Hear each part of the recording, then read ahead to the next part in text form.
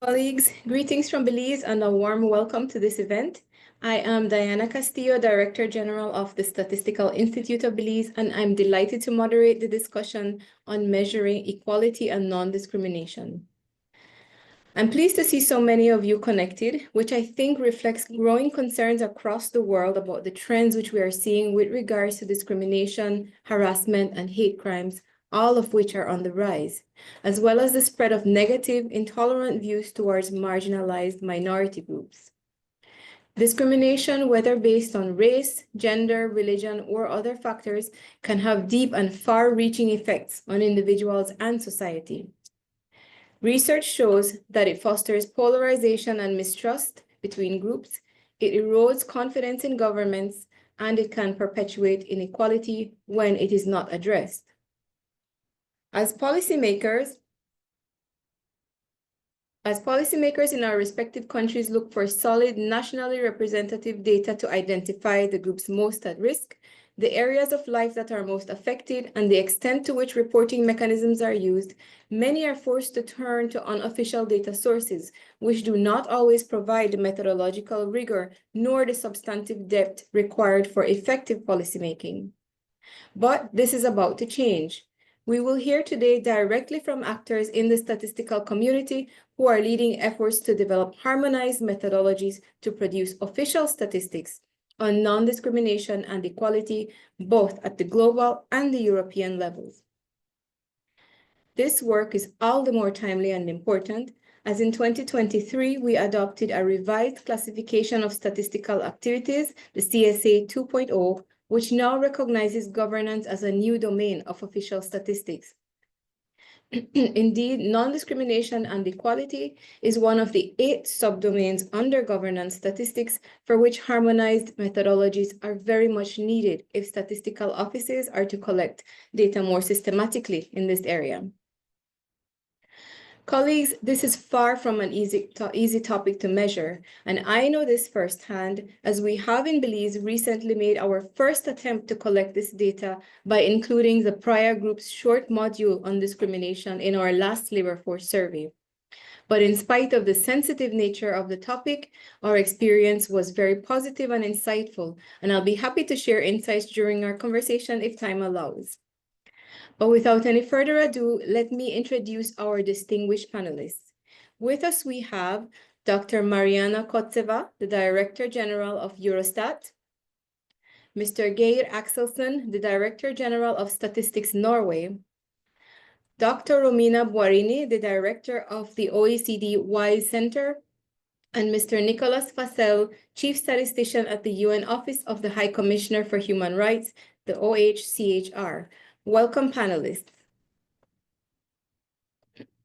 We'll go directly into our first round of questions, which will seek to reflect on the state of the art of measuring non-discrimination and methodological challenges that we will need to address.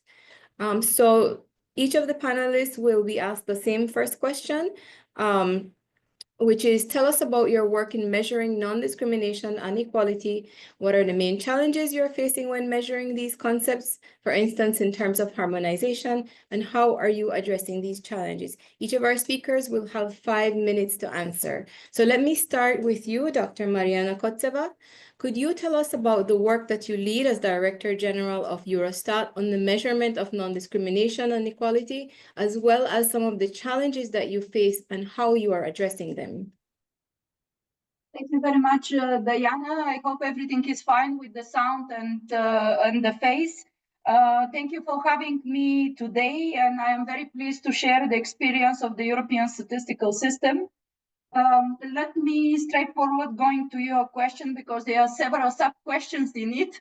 The first one, you have to know that the European Union puts in its treaty the law which establishes the European Union the values of equality and non-discrimination.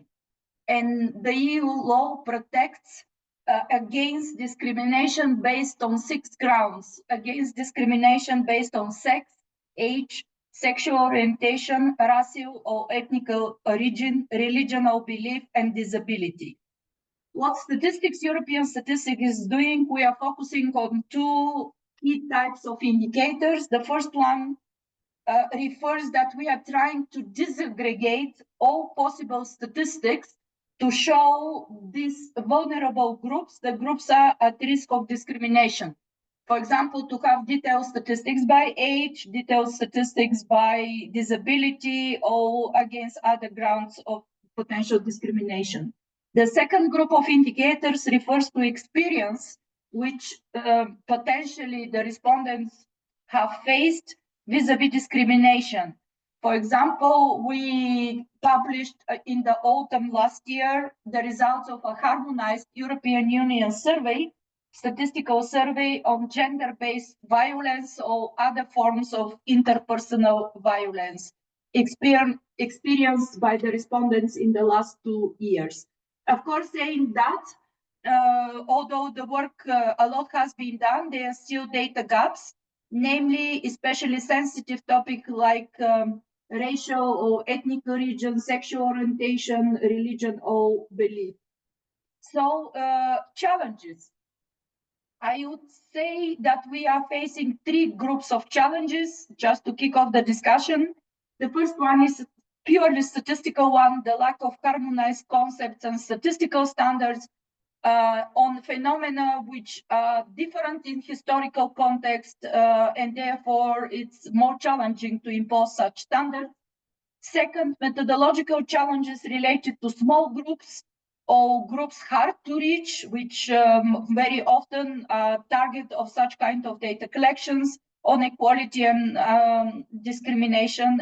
And the third group of challenges related to public acceptance and ethical considerations. So what we are doing to overcome these challenges, on the statistical standards, we are building on well-established way of cooperation in the European statistical system, and together with our international partners, we have a special task force consisting of representatives of national statistical authorities in the European context, which is focusing on developing these new standards on measuring equality and discrimination. But we are also putting a lot of efforts to make our data accessible and known to users. We have developed a dedicated page on Eurostat website, but we are also considering with podcasts and a number of other communication tools to enhance the access, but also understanding of the importance of such kind of data. So I will stop here. I hope this concise, but going in all elements of your question answer serve the discussion further. Thank you very much. Thank you, Mariana, and that was indeed very concise. Thank you. Let me turn now to Mr. Nicolas Fastel, Chief Statistician at the UN Human Rights Office and actively supporting the Praia Group's task team on non-discrimination and equality. Nicolas, please tell us about your work in this area and key challenges that you have faced. Thank you very much, Diana. Good morning, good afternoon, or good evening to all without discrimination. On behalf of the Praia Group, let me first extend our warmest thanks to the chair, the panelists, and the organization for organizing this event and for leading initiatives to strengthen the measurement of non-discrimination and equality. The Praia Group on Governance Statistics, established by the United Nations Statistical Commission, will soon celebrate its 10th anniversary. It is the first and only group led by an African group, Capo Verde, African country, Capo Verde, and include NSOs, international organizations, and civil society organizations active in governance and human rights statistics. The goal of the Praia Group is to develop international standards and methods for compiling statistics on various dimensions of governance, including the topic of our side event, non-discrimination and equality. This work is currently led by the task team co-chaired by the NSO of Finland and Peru, which is developing guidance on a survey module and using administrative data to measure non-discrimination and equality. The Praia Group has been crucial in developing and validating an harmonized methodology for collecting data for SDG indicators 10.3.1, 16b1, which measures self-reported experiences of discrimination. This work has also been supported by the European Commission and the expertise of the EU Fundamental Rights Agency. This indicator, under the custodianship of the Office of the High Commissioner for Human Rights, has received data from close to 90 countries via the national statistical offices. A consistent survey module is integrated into MIX, the Joint SDG 16 survey module supported by UNDP, UNODC, and OHCHR, and is undergoing further testing and implementation as part of the work of the Praia Group. In 2023, 7 NSOs participated in cognitive testing, and in 24 and 25, 7 NSOs have been field testing an extended questionnaire, all investing their own resources. Some countries, like Belize, have even moved straight to nationwide implementation. In a resource-constrained context, this demonstrates significant commitment to measuring and taking steps to eliminate discrimination and reduce inequality.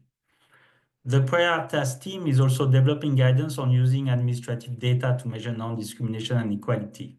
Inputs have been received from many NSOs, human rights and equality institutions, and others, with complementary research by UN Women in Africa covering 22 countries. The guidance being developed highlights the need to broaden the scope of administrative sources, including data collected by other organizations and institutions like national human rights institutions. While there's been progress in measuring non-discrimination and equality, we are still at the beginning of the journey, facing various challenges. One challenge is that measuring non-discrimination and equality is often outside the scope of many NSOs due to financial, technical, legal, or political reasons. Another related challenge is the lack of compliance of some national statistical systems with the fundamental principle of official statistics. The preamble to these principles emphasizes that public trust in the integrity of official statistical systems and confidence in statistics depend on respect for fundamental values and principles that are the basis of any society seeking to understand itself and respect the rights of its members. There is, as we heard, an harmonization challenge due to the variety of population groups at risk of discrimination. However, this should not be overemphasized in our view. The Praia Group work shows that common definition, questions, and indicators on non-discrimination and equality can be developed across different social, economic, and cultural contexts.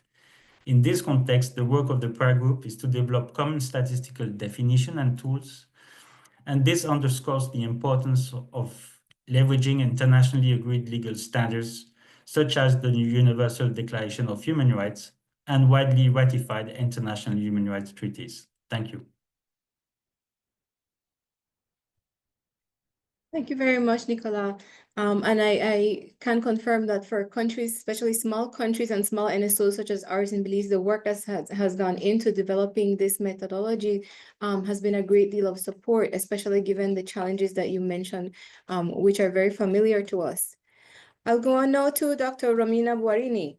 You are director of the OECD's WISE Centre, whose very mission is to generate new data and policy approaches to improve people's well-being and reduce inequalities. What kind of data do you generate, and what challenges have you encountered in the measurement of inequalities?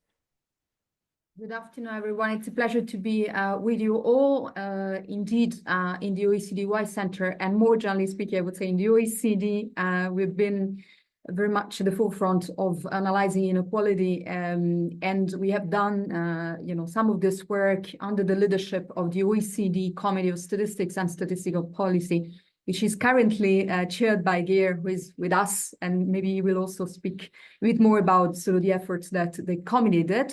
But I also wanted to flag that in the OECD ecosystem, there was another important committee that invested actually in the measurement of equality and anti-discrimination. This is the Employment, Labour and Social Affairs Committee. And why this is important? Because this is a committee that comes with a strong policy demand. So it really gives a very important indication that more and more governments in the OECD are paying attention to the issues of equality and anti-discrimination. In 2022, we launched the OECD Observatory on Social Mobility and Equal Opportunity, which essentially brings together the OECD research on these issues. And it has two objectives, quite fundamental objectives. The first is precisely to address the existing data gaps on equality. There are still very many. And the second objective, of course, is made the relationship with policy, to try to understand how this evidence actually can inform opportunity enhancing inequality policies. We've been working very closely with the European Commission, and I'm very glad that Mariana is with us today to actually produce a report that is called Combating Discrimination in the EU. This is going to be released in a couple of months from now under the umbrella of the OECD Observatory on Social Mobility and Equal Opportunity. And this is a report where we will publish new evidence on the prevalence of discrimination and also the impacts of that on people's well-being. Just to highlight one, and very quickly, one finding from this report, perhaps the most important, the report suggests that 1 in 5 people, 1 in 5 adults do report self-discrimination in EU, with, of course, I would say, quite a large variation across countries, but also the report points to the fact that those self-reported experiences of discrimination have actually increased between 2019 and 2023. And to be a little bit more precise, when I'm talking about 1 in 5, I'm actually talking about measures where people report discrimination in the 12 months to May 2023. Now, the report also finds that those experiences of self-reported discrimination are associated with financial and housing insecurity, loneliness and fear, and poor mental and physical health.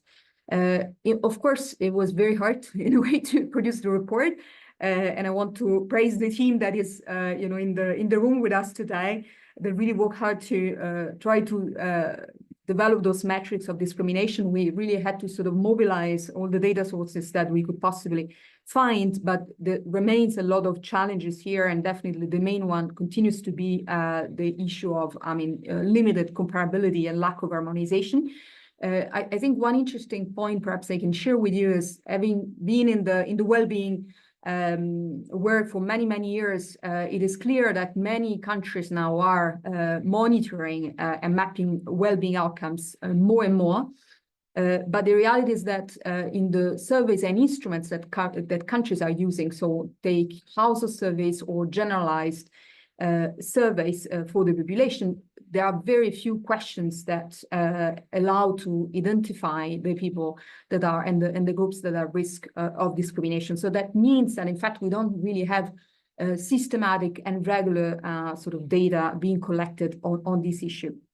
So one of the things we did in the OECD to address this gap was to include some questions, so a very small number of questions on equality and self-reported discrimination in an OECD survey that we produce every 2 years. It's called the OECD Risk Data Meta, and it's a survey where we really ask the questions to people about the risks that they feel, and that those risks are very many. So it's a sort of large range of self-perceived risks that people can express their opinions on. And so that was obviously important because thanks to the survey, we could analyze in more depth the relationship between the experience of discriminations and people's well-being outcomes. And that is important to get a more rounded picture of the challenges faced by at-risk groups. We also use other surveys, so like the discrimination in the EU Eurobarometer, but also AXA Mind Health Survey that come with complementary measures. I would say, none of those additional surveys are perfect, but they're still very useful. So I do think that, this is a field where we definitely need to sort of work to improve and refine, but we definitely want to build on the existing data. And another to that we experienced in developing this evidence was that of data granularity, because very often, in fact, the surveys we have used ourselves were relatively small sample, and so that means that you can come up with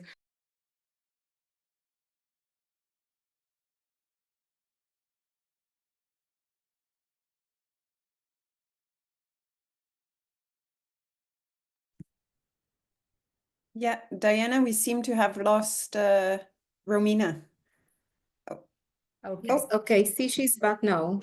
Yes, Go ahead, sorry. Romina. I'm not quite sure what happened, but anyway, I'm glad to be back. So just to say that we had an issue with data granularity because those surveys, the ones we could use, are relatively small samples. So there are things such as we can't look at the correlation or job distribution of some of the characteristics, and so we can't look at the issues of accumulated type of discrimination. So to provide a complementary perspective into that, we very much relied on the data that are produced by the EU Fundamental Rights Agency that have very large targeted surveys. And so now we are doing, as a next step of this exercise, we're trying to sort of to extend the evidence on those issues, going beyond the OECD EU member countries. We're trying to look at other countries of the world.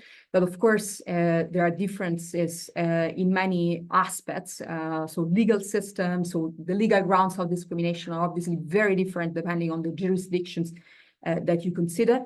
Also issues of the levels of awareness. So we actually saw that element was very important. I mean, you can actually explain some of the cross-country variability in those results by just the fact that the levels of awareness of discrimination are very different, but also, of course, the willingness to disclose on some of those experiences. So all of this means that, again, I think as Nicola was saying in his intervention, we're just at the start of the journey. I think it's very promising because much progress has been accomplished, but there's still quite a lot to do. Thank you.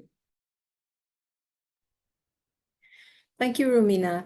And last but not least, Mr. Geir Axelsson, Director General of Statistics Norway, who also chairs the OECD Committee on Statistics and Statistical Policy. Geir, what has been your experience in measuring inequalities in Norway? Thank you very much, Diana, and thanks to all of you for setting up this panel discussion. We have been actively participating in the work of the Praia Group since the beginning 10 years ago, and I would take this opportunity to congratulate the group and the Secretariat in UNDP for your great efforts in developing measurements within these topics. Our contributions have mostly been on the task team working on participation in political and public affairs. But we are also developing statistical instruments to help identify inequalities in the specific area of political participation. We very much share the same interest in identifying inequalities and understanding the causes of such inequalities. And together with the outcome from the task team on non-discrimination and equality, led by Peru and Finland, we aim to improve these two important dimensions of governance statistics. And let me also say that we strongly appreciate the work that is done both within the OECD statistical cooperation and the different committees in the OECD, and of course we are very much involved in the Eurostat, in the European statistical system, and I will come back to several examples later. Focusing on discrimination, there are several possible starting points for addressing this. First, we include questions directly or indirectly about discrimination in surveys coordinated by Eurostat, such as the EU survey on income and living conditions or the European Health Interview survey. In the European Health Interview survey, we ask about discrimination where health problems, illness, injuries, or disabilities are perceived to be the cause. And in the next round of the survey in 2026, we will also ask about whether long-standing health problems prevent you from leaving your home, accessing buildings such as workplaces and offices, shops or restaurants because of your condition. We also conduct various living condition surveys that includes the elements of discrimination, for example, among persons with an immigrant background. We started monitoring living conditions for immigrants already back in 1983 and have repeated this approximately every 10 years. And from 2006, a direct question about discrimination was included. However, we have been able to follow some outcomes based on other indicators already long before that. These surveys have given valuable insights in the living conditions of migrants and their children living in Norway. And one of the findings from this survey shows that the Norwegian-born children of immigrants, to a larger extent, answer that they are subject to discrimination compared with their parents. In 2020, Statistics Norway collected the first round of the annual Quality of Life survey, which includes questions on discrimination and several options for reasons for discrimination. Referring to the surveys, I can also mention that questions about discrimination are included in the election participation surveys that we conduct after the local elections. So combined, the questions in these surveys cover different population groups, and we can compare to the total population to what degree the respondents report that they are subject of discrimination. Although measuring individuals' subjective experiences of discrimination is not straightforward, and terminology is a keyword here. In the survey on living conditions among persons with an immigrant background in 2016, for example, the term differential treatment was used instead of the term discrimination. While the two terms have somewhat overlapping meanings, discrimination is likely perceived more as a legal term among some of the respondents. So based on the surveys, we have published several analyses about discriminations based on different characteristics, and then we can contextualize the results to mitigate the risk of misinterpretation. If you think about outcomes, surveys like the labor force survey can be used to show differences in the labor market related, for example, discrimination or equality. However, in surveys like the labor force survey, the sample size may limit the ability to present more detailed statistics for different groups. Finally, the administrative registers can help us measure discrimination and equality. The strength with administrative data is that through a range of different registers on population, businesses, and living conditions, we can shed light on differences in outcomes and describe how different groups that are represented take part and fare in the Norwegian society. So to sum up, combined survey and register data probably give a richer picture and gives a better foundation for policy development on this topic. Thank you. Thank you, Geir, and thank you to all our panelists. We are right on time despite the slight technical glitch that we had a little while ago. And so at this time, I would just like to our colleagues in the audience to let you know that you are free to post questions in the chat.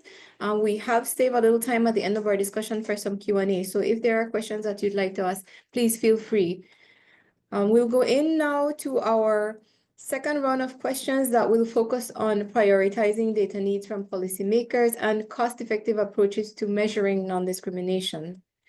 We all agree about the importance of measuring discrimination and inequalities, but I think I can speak for many NSOs in this room when I say that we face very real financial constraints. And in that current context, investing in a new thematic area can only be viable if the proposed approach is highly cost-effective. So let me come back to Nicolas and the Praia Group's work. Nicolas, could you tell us a bit more about the data needs you have prioritized in the Praia Group instruments to ensure cost-effectiveness of the exercise? Thank you very much, Diana. The two work streams under the Praia task team on non-discrimination and equality reflect priority data needs. One focuses on developing a statistical survey instrument, while the other uses administrative data. Both are essential and complementary for providing an accurate picture of the situation and supporting a cost-effective approach. Like violence against women, many incidents of discriminations are not captured by existing complaint or law enforcement mechanisms. Therefore, survey data is needed to capture individuals' self-reported experiences and perceptions, offering insights into personal encounters with discrimination. The Praia Group recognizes the critical need for NSOs and the critical role in conducting large representative surveys. Priority data should measure overall prevalences of discrimination, but also disaggregation by relevant population groups, identify the situation in which it occurs, and determine whether victims access remedies or why they don't. An open-ended list of discrimination grounds is recommended by the Praia Group, and it includes prohibited grounds such as sex, race, color, ethnic background, language, disability, age, sexual orientation, gender identity, religion, socioeconomic status, and other grounds. But the approach also recommends and accommodates a need for contextualization. A review of existing practices across countries and regions for SDG indicators 10.3.1 16b1 on discrimination show a need for further harmonization with the internationally agreed survey module, particularly to increase survey representativeness, disaggregation, and respondents' common understanding of discrimination. As particularly severe and violent incidents of discrimination, such as femicides and hate crimes, are difficult to capture through surveys, disaggregated statistics from administrative records, including from human rights organizations, are essential too. Other administrative data will help reveal other inequalities in outcomes or in the access to public services, like for instance, education or healthcare, by capturing effects of both direct or indirect discrimination. So in our view of the Praia Group, this may be low-hanging fruits for many NSOs and partners. Thank you. Thank you. Moving on to Romina, at the OECD level, what priority data needs have you identified from policymakers and other users? Yeah, thank you for the question. As I said, I think really from the very beginning in the OECD, we try sort of to look at the data from the perspective of the needs of the policymakers. I already mentioned, you know, the sort of the very functional relationship we established between the two sort of responsible committees and the ones that was in charge of employment and labor and social affairs policies really sort of came to see us and said, we need data that really reflect the diversity of the population. This is important. I mean, obviously, when you are designing any type of policies, you know, you really need to understand sort of who is the sort of the client, you know, who are the sort of the beneficiaries that you're targeting. But even more, of course, when you are in the business of fighting discrimination, in particular for what I was saying before about, you know, the issue of intersectionality. I mean, to concretely and fully combat discrimination, you need to take this as an holistic element. And so, and that's very often the issue with discrimination, that we're talking about issues that are systemic. And so it's not just, you know, looking at one policy intervention sort of at you know, at a time, but it's also having a full perspective on this. In practice, so one way to understand how countries were working on this, and again, what sort of policy needs they were prioritizing, we developed a questionnaire, which is called the OECD Anti-Discrimination Questionnaire, and it was distributed to all OECD governments. And in fact, we wanted through the questionnaire to understand what are the initiatives, you know, and the actions that countries are taking to combat discrimination. And in fact, in that questionnaire, we also ask about the practices of data collections on equality, but also the barriers that countries are facing in improving the data practices. And so it's pretty interesting because so the answer, or let's say the main finding from the questionnaire, is that it depends a bit on the ground of discrimination you're looking at. So typically, not very much has happened when it comes to ethnic and racial identity. We have the data, in fact, already in 2018. So the OECD at that point had already done an exercise to sort of compile the existing practices and policy needs on that field. And then we ask again the question 2023. And essentially what we see that not, again, the issue of ethnic and racial identity is not, let's say, the main issue. Okay, so we only have half of OECD countries that are collecting ethnic or racial identity. So, I mean, half is not, you know, nothing, it's something, but let's say it's perhaps one of the legal grounds of discrimination where there is a little bit less activity. In contrast, if you look at things such as disability, migration status, age, and gender, you can actually, you realize that lots has been happening. And in fact, most OECD countries are building data collection to understand the lives and, you know, the outcomes of people, and again, the risks, the very specific risks that these communities and groups, so again, in terms of disability, migration status, age, and gender experience.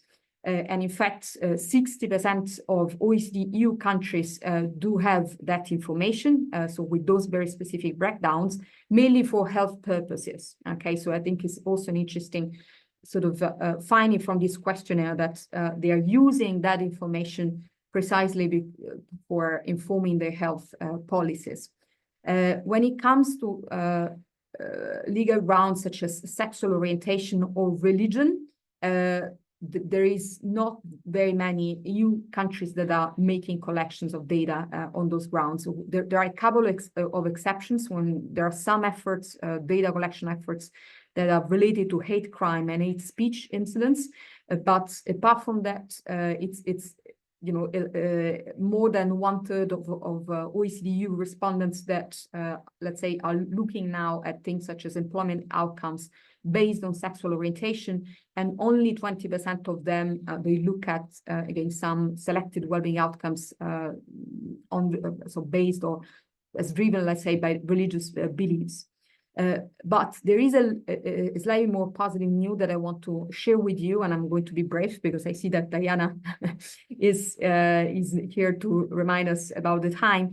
So there is some change that is gradually taking place. There are countries, and I want to mention Ireland, for instance, that is currently considering introducing questions on sexual orientation in their next national census in 2027. Ireland, by the way, has already a very comprehensive census. So they're already collecting information on ethnicity, race, and religion, but they are now looking at the additional, possibility of including this very specific question on sexual orientation. There are a number of reasons why countries are not doing that. So as I mentioned, we are asking about the barriers. Of course, there are legal and privacy constraints. But in fact, some countries also mentioned the fact that the use of those data is sensitive, of course, is challenging. And so it's very important there, I think, to leverage the positive experiences of countries that managed to overcome, those problems. And again, there have been some countries that were quite successful in applying a do no harm principle to ensure that data are not misused to perpetuate negative stereotypes. I leave it here. Thank you. Thank you, Romina. I'll turn now to Gyer. Do you see any low-hanging fruits for NSOs that are interested in producing more statistics on discrimination without spending a ton of resources? And how can they be smart about it? Thank you, Diana. Well, when I ask my experts in Statistics Norway about this, the short answer is no. So I would be careful to say that fruits are necessarily low-hanging, and it is obvious that these are issues that will not be covered by one single statistics. But what we did in Statistics Norway several years ago was to establish a role for coordinating statistical production of equality-related statistics and analysis, as well as gender mainstreaming statistics in general, often referred to as the gender focal point. We simply call it a quality coordinator, which is a dedicated person in the unit for living condition and income statistics, and the position is financed through a coordinator agreement with the Norwegian Directorate for Children, Youth and Family Affairs. We have a similar setup for statistics related to migration with a migration coordinator in our population statistics division. So the purposes of these functions are also to discuss, advise, and coordinate with the other units on how equality-related variables are published, so it is done in a harmonized way. For instance, if data indicate that immigrants experience discrimination in certain areas of life, we can assess whether a variable or country origin or immigrant category should be included in relevant tables. Statistics Norway's Equality Coordinator also represents Statistics Norway in several international and national forums, sharing Norway's experience with collecting data on these topics. Another benefit from having this role is that it may improve our ability to view the topics more holistically. Thank you. Thank you. And finally, Mariana, any other aspects of a cost-effective approach to measuring discrimination that you have identified at Eurostat that you could share with us? Thank you very much. Yes, similar to Germ and previous speaker, I don't think that it's easy to find low-hanging fruits, but certainly I'd like to share a few points on how we are trying to cost efficiently, as you said, close the existing data gaps. First point, which was mentioned also by previous speaker, is that we have to combine different data sources and to integrate the ways to collect information on equality and discrimination within existing data collection tools. One of them, of course, are surveys, and Geir from Statistics Norway provided for you many examples from the European statistical system experience. But this is, for us, an efficient way that, let's say, a statistical office adds to well-established survey like labor force survey, additional variables which allow to identify potential inequality or discrimination on labor market, or to add some specific variables like related to disability in surveys on income, living conditions, household budget surveys, or specialized health surveys. Romina also was speaking about that. Then, of course, surveys is just one element. We have to see the potential of using administrative data as well, although there is difficult to say that they are low-hanging fruits, because usually administrative data at national level reflects the national specificities, the institutional setup, so it's more challenging to ensure a comparable data collection based on administrative sources, but we are working on that because it's possible to work with the data holders to establish concepts and definitions which allow this information could be reused for statistical purposes. And speaking about data sources, I don't want to miss the opportunity to say that in this domain, like in other statistical domain, we could explore the new digital data sources and new technologies like web scraping or content analysis or AI-based tools, so that we see from social networks and digital platforms how additional insights into discrimination trends and discrimination experience could be collected. But this is rather more on experimental stage. Then my next point is about, I think it's necessary to collaborate with all stakeholders in the field, with NGOs. In Europe, there are different European agencies which are specialized on this kind of issues, like Agency of Fundamental Rights or Agency of Gender Equality, because they involved in their work more, if I could use this term, qualitative surveys. They could focus on hard-to-reach groups and to study in depth the experience related to discrimination, which of course complements the basic statistics which we provide.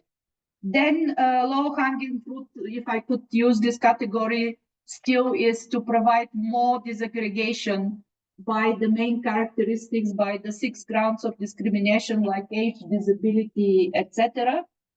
And final point is about communication. I mentioned this in my first intervention, but I still think that we have to do more to increase statistical literacy and to awareness of users, what is available from official statistics, what is not available for official statistics due to the legal constraints or other kind of constraints, and where the data hubs containing different aspects of data could be put together.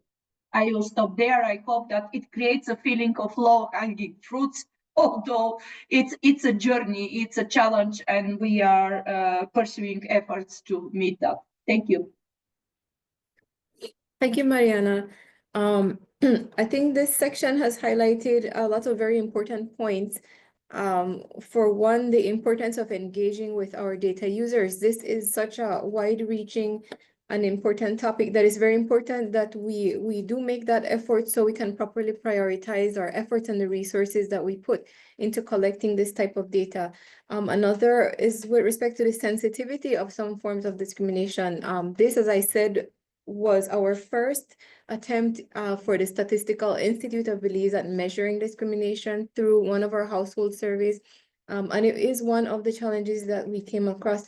For example, we have many Mennonite communities in Belize, very traditional communities who we have to engage in a lot of sensitization with them to get them to participate in our surveys.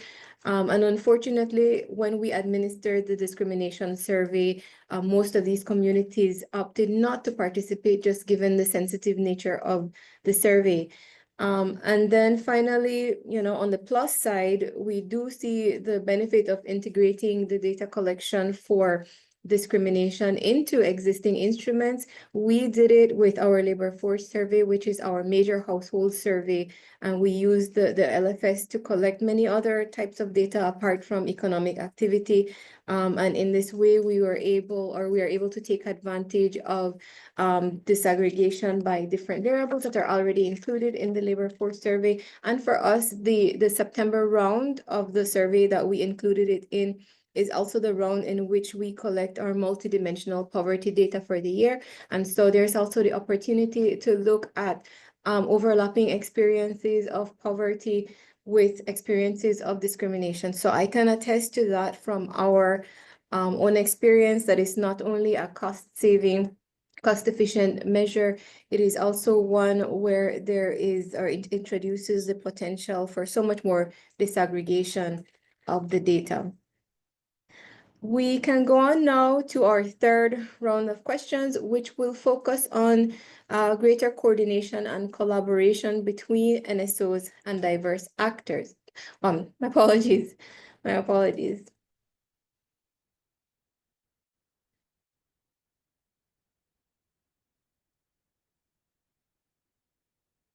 Yes, sorry. We will be looking at greater coordination and collaboration between NSOs and diverse actors. So before we close, I would like to hear from our panelists about how they see the collaboration between NSOs and other actors in the field, such as national equality commissions, human rights institutions, civil society, and community-based organizations, and how this type of collaboration can improve statistical production and facilitate the uptake of this data into policy. We will go a bit quickly here, so we want to give some time for Q&A after this. We have allocated 3 minutes per panelist, so let's start with Gear this time. Thank you, Diana. Well, collaboration is often initiated in an interplay between knowledge, research, statistics, and policy development. We have a continuous dialogue with ministries and other government agencies, and by having a process every 3 and 4 years on the statistical program, we have a better understanding of user needs through public consultations on the program. Let me also add that we are relatively active in statistical capacity building. One of our major development efforts has been within the Norwegian aid agency NORAD's Gender Equality for Development program. Through this program, we have worked with the NSOs and the gender ministries in Nepal and Uganda, sharing Norwegian experiences in developing gender and equality statistics. And we do this together with the Norwegian Directorate for Children, Youth and Family Affairs, responsible for implementing equality and non-discrimination policies in Norway. Our approach here is the same as in all our statistical cooperation projects, where the same experts that produce equality statistics in Norway work shoulder to shoulder with experts in the partner country. Via these programs, we have been able to also involve the policy side in partner countries. And that is a big point, I think, because it can help developing the demand side for statistics as well. Finally, the main contribution of the program has been improvement of skills to analyze gender data and disseminate gender statistics. Thank you. Thank you, Geir. Mariana, same question for you. Thank you very much, Diana. Very briefly, Absolutely, the cooperation is with the other stakeholders in the field is essential to complement the activities and quantitative data collections of national statistical offices. Why? Because building trust and facilitating public acceptance of such kind of data collection on so sensitive topics is extremely important. So therefore, I could just provide an example from the recent European Union gender-based violence survey. I mentioned that we conducted it in the last 2 years. And therefore, the success of the survey was really dependent on the collaboration and early involvement in the design of the survey, in the questionnaires, in the sample, in communication outreach to different groups of different players, NGOs, national commissions of equality, you mentioned them as well, because it creates a kind of societal acceptance and effort that it's not just another data collection of statistical office, it's something important for the society, and it's something in the process in which the trust in the activity of NSIs and data protection should be respected. Also, the cooperation in terms of training of interviewers from the statistical offices, because this is not an interview as any other, was very, very helpful. And also efforts after that, coordination and cooperation in disseminating this data, promoting their use for further research analysis was also very, very crucial. Thank you very much.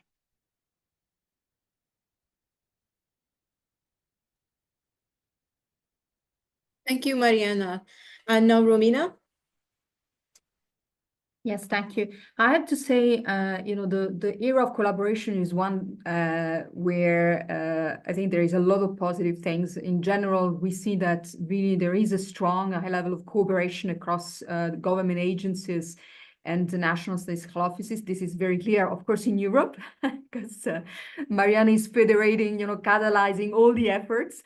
But I think it's happening in many other countries as well. And so I think it definitely has to be, praised and reiterated as one good example where, having government agencies that exchange, their knowledge on those very specific statistical issues is really something that is driving the sort of progress here. But I think the other interesting example when we talk about cooperation with stakeholders is the one, again, that Mariana was alluding to, which is about bringing in the voices of the group at risks, particularly, people with disability, from rationalized communities, or people at risk of age discrimination. And I think there have been, so we look a little bit at those existing experiences, some countries, how successful they have been in, creating very, very strong processes that are inclusive and can actually have, see the participation of the communities at risks in the collection and use of the data. And that participation is really key to build trust, but also to address some of the privacy concerns. And in general, I think, the opening up those data collection processes is really important to make sure that the data at the end of the day are very meaningful. So yes, obviously it's one way to give sort of strong incentives to people to participate into those data collection, but it's also that they obviously live themselves, those experiences of discrimination on a daily basis, so they can actually really convey that in the most meaningful manner. So we saw in particular Ireland and the Slovak Republic having been very active, specifically on the involvement and engagement of marginalized communities. And in fact, they've done, for instance, some very interesting work where they were able to disaggregate data on the life outcomes of Roma and the travelers. And that is something that is particularly difficult, of course, because we're talking about, group that is, relatively small and has been traditionally very hard to sort of reach and engage with. So I think this is an interesting example. Ireland in general is thinking about developing a broader equality data strategy with the idea of sort of systematically improve the measurement of the impacts of policies on people's communities, and I mean, with a focus, of course, on the discriminated people. And so really sort of they have this very holistic national equality strategy, and where, you know, data monitoring really have a very important role to play. This is definitely one of the key principles that we will also, you know, put forward to the OECD countries, in particular in the report that I just mentioned that we'll release in a couple of months from now.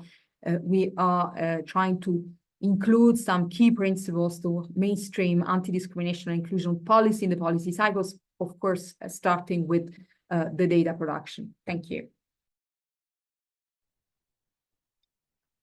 Thank you, Romina. And finally, Nicolas.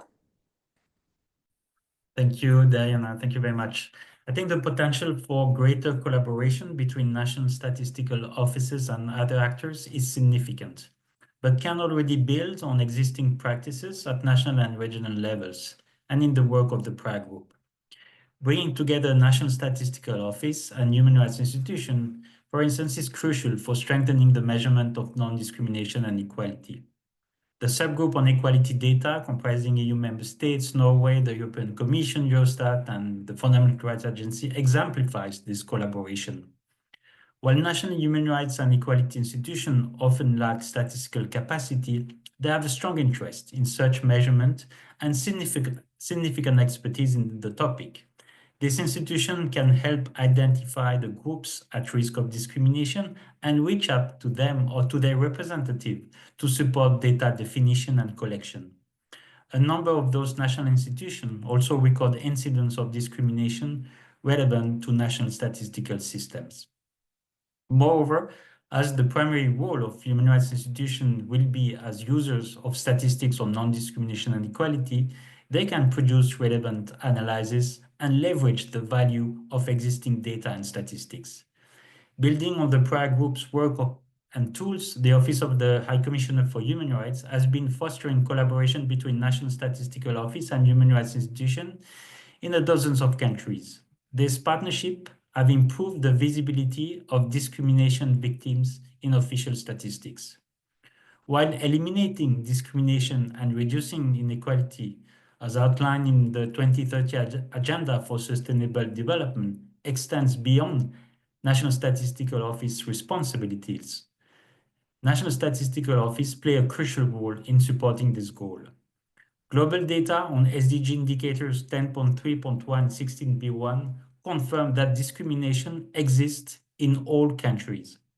The need and potential for greater collaboration and integration of non-discrimination and equality measurement in national, regional, and international statistical systems is immense. The door is wide open for other NSOs and organizations to engage with the Praia Group, including for donors, as resources are clearly missing in this field. Thank you.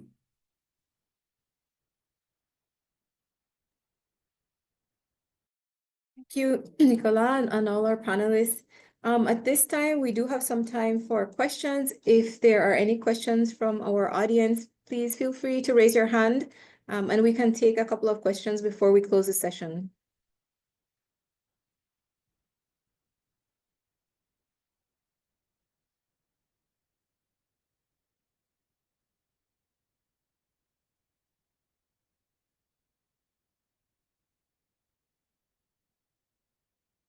Okay, I am not seeing any hands raised at this time, and I didn't see any specific questions in the chat. So maybe if I could put a question out there, I think the discussion that was had here in this final segment on the engagement that's needed between our civil society partners and policymakers and NSOs, in particular, as we branch off into collecting this type of data that has such implications for not just policymaking, but also for our civil society partners, I would like to ask, because this is for countries such as Belize, you know, this is a new undertaking for us. And we do appreciate the need for that collaboration and that outreach and engagement. But I want to ask, in terms of how that type of partnership has been received. For example, I can see that civil society will be very willing and ready to collaborate with us because this is an area that is of extreme interest to them in measuring. But on the policymaker side, what is your experience to how this was received, or what has been your observation to how policymakers receive the effort to put resources into measuring experiences of discrimination?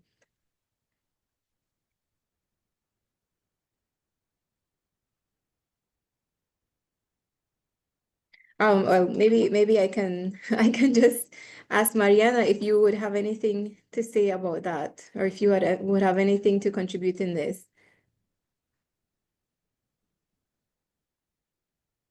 No, at this stage, I'm just typing because there is a question related to Eurostat where the data could be found. So I'm just inserting the link. In a few seconds, you'll get it.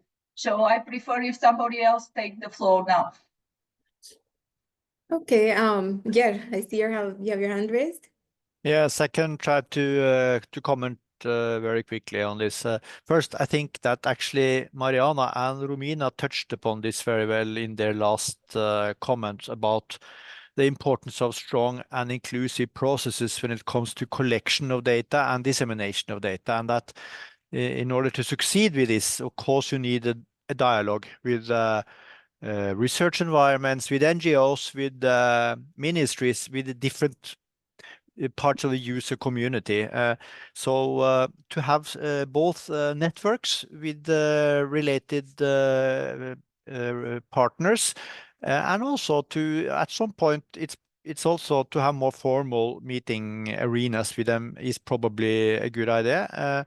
And we also have some few examples where some of the directorates and also NGOs have been financing research projects or experimental statistics in some areas. So at least that is also probably an option. Thank you. Thanks. Romina, would you be able to speak to that? Yeah, no, very briefly, of course. I mean, I think we don't want to sort of overlook that we're talking about issues that remain highly sensitive, and so these are conversations that, of course, always have to, be done in the right manner, including because, and I think some of us talk about it, even when you have data that are relatively harmonized and comparable, there are, I think, comparisons and that are still very tricky. This is definitely one area where we will not talk about benchmarking. So performance is definitely not that. Okay, so that means that whenever we have data where we have figures across countries, we really want to make sure we contextualize those figures. So we interpret those figures with the right additional information, context in mind. I think this is very important. So it's not that we go with figures and that's it. I mean, I think Mariana explained very well. There is an historical context behind those numbers. We want to understand and be able to speak to the policymakers about that historical context. That said, I think if we are very good at carefully communicating on the value of those data, then we can actually build a very strong case. And I have to say that, at least in the experience of the OECD WISE Centre, the report that I mentioned is something that was asked, by the European Commission. As Mariana was saying, there is, a very strong policy of equality in Europe, and it was important, in that work to highlight the fact that there are strong benefits from non-discrimination. So, integration obviously is very positive for individual and societal well-being, is very positive for the economy. So I think this is also very helpful, I think, in establishing a positive and productive dialogue with policymakers, so to making them understand what are the benefits. Of course, this is a human right, a fundamental human right that we're discussing here, that we're trying to promote here, but there are also very concrete benefits that come along when you're able to combat discrimination. Thank you, Romina. And I think that's a very important point, in terms of bridging that space between our civil society partners and our policymakers, that we need to also be able to make the case in a language which is convincing for them and which speaks to them. And sometimes it is making the economic case for non-discrimination that may be important to just bridge that gap and get our partners to understand that this is an area of mutual interest. It's an area where we can all benefit from, our entire, countries and regions can benefit from starting to measure discrimination with a view to starting to reduce it. So thank you very much for those points. At this point, I think that we can go on to our closing. I would like to thank our panelists for bringing us up to speed on the very exciting work on the measurement of non-discrimination and equality that is happening at the global, regional, and national levels. This convergence of efforts speaks to the very real need for such data to create a clear evidence-based understanding of how discrimination operates in society. And I would like to encourage all of you to support the finalization of the harmonized methodologies being developed by the Praia Group and Eurostat in the coming months. Thank you all for attending and enjoy the rest of your day. And thank you very much once again to our panelists. Thank you. Thank you. Thank you very much. Yeah. Bye-bye. Thank you. Bye-bye. Thank you. Bye.